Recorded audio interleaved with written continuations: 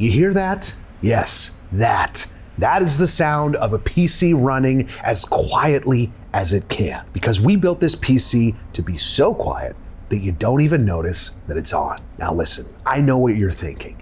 Is this actually under load or is it just idling? Why do those fans look like that? Is Zach going to whisper for the rest of the entire video? Nope, no more ASMR, but we are going to answer all of those questions and show you how we managed to make a silent PC that isn't going to overheat. Noctua made sure of that. As always, the full parts list is down in the description. First things first, let's talk about silence. If you already have a PC, you can find tons of good advice on making it quieter without having to swap anything. Cleaning the PC, adjusting fan curves, all that good stuff. But we didn't want to make a PC quieter. We wanted to make the quietest gaming PC possible. And nobody does quiet better than Noctua. So we started with the Noctua A14 G2s. These things, you already know, they're award winning and they kind of feel like magic to use. We chose them for two reasons. One, low RPMs, and two, low vibrations. These are 140mm fans, which means they don't have to spin as fast to push air through the case. You know what? Here's a perfect example.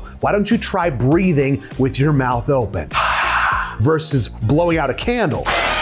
One's definitely quieter, right? Here's the thing though, Noctua isn't the only one making 140mm fans. It'd be kind of insane if they were. They'd really have a stranglehold on the market. But they stand out because of their SSO2 bearing. There's a magnet in there doing something, and I don't know how magnets work. Maybe I could ask the Insane Clown Posse, but it keeps the fans from wobbling. No wobble, no noise, insane reference to the Insane Clown Posse. And they're so good at this low noise design, they even made their way into the graphics card. This is the ASUS Noctua RTX 5080 OC edition. We've got 16 gigs of that juicy GDDR7, 320mm Noctua fans, and one very happy PC Papa. Just look at my face, the happiest I've ever been. This is literally the quietest air-cooled GPU in its class, and we're keeping that thing right there front and center. Now paired with that, we've got a Ryzen 7 9800X3D, 32 gigs of Kingston Fury Beast DDR5 6000, 2 terabytes of storage, and it's all slotted into our tough B850 Plus Wi-Fi. And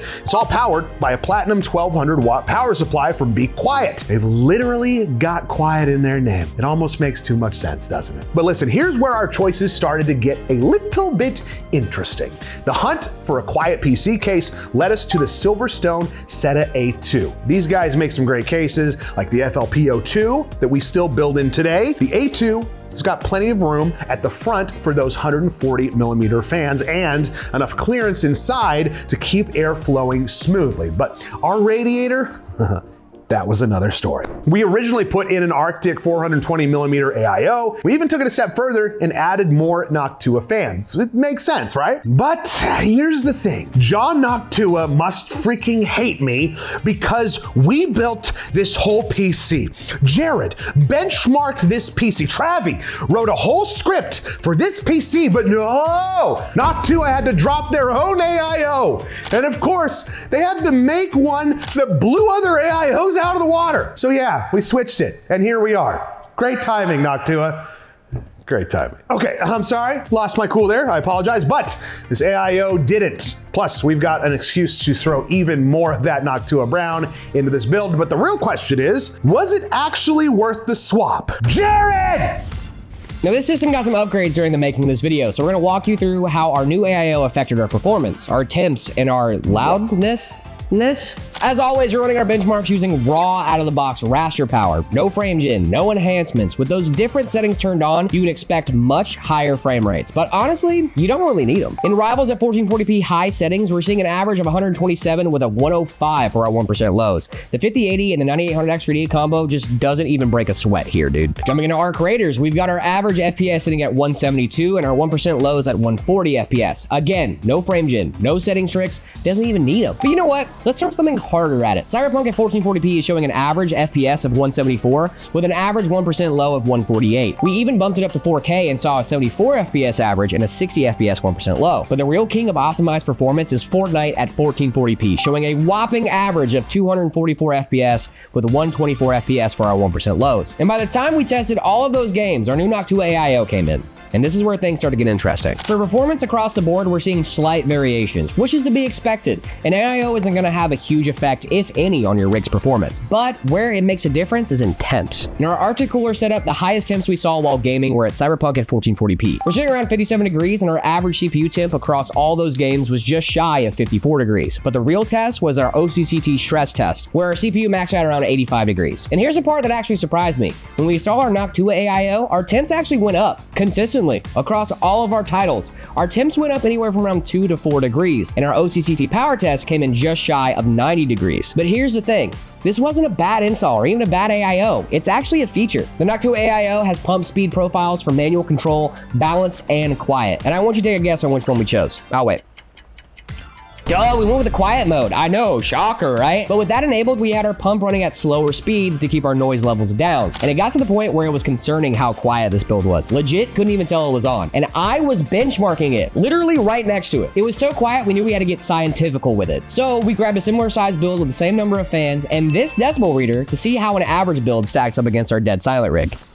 We've been talking about the dead silent for a while, but what we haven't actually tested yet is how quiet this thing actually is compared to a regular build. So we have this guy, this absolute monster that we built over here with all these great Lee and Lee fans. We're gonna be testing the actual sound in the room. So we're gonna get ambient sound in the room, and then we're gonna try the Lee and Lee out under full load, and then after that, gonna try this bad boy out under full load. Let's get into it. Guys, this is a monster rig. There's absolutely nothing wrong with this rig. It just has a ton of fans in it, and we're gonna ramp them up to high speeds because they're not Noctua fans, so they're gonna be a little bit louder. That's it. They're Noctua. This is Noctua. This is Noctua. This is Noctua. Cool that thing, you get me?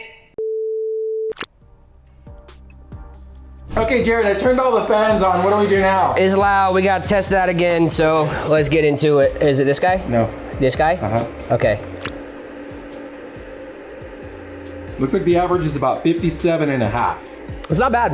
That's honestly not that bad. This thing is like under full load right now, so it makes sense why it'd be a little ramped up. But now we're gonna test it with this Noctua boy. Stop holding your breath. All right, so we got these guys tested. This guy right here, this beautiful, beautiful Lee and Lee build, was sitting at 57 decibels. Now the ambient decibels in the room is 36, so it's gonna be at 22 decibels is gonna be the actual difference between the ambient and the actual volume on this guy. Now, this one tested at 48. All right, that is still above the ambient, is gonna be about 12 decibels. So this is 12 decibels higher than ambient. This is 22 decibels higher than ambient. Which one would you want? I want the quiet one. Is this the part where I take this home now? So was the AIO swap worth it? Maybe. Sure, it made the whole rig quieter, but at the expense of a few degrees on the temps. But when you're coming home after a long, long day of working hard to play your games, you're getting the full quality you deserve, just without all the noise. It's kind of perfect. Speaking of full quality without the noise, you should head over to metapcs.com. You can see our ready to ship systems, or you can come say hi to the team at our locations in Phoenix, Gilbert, or Peoria.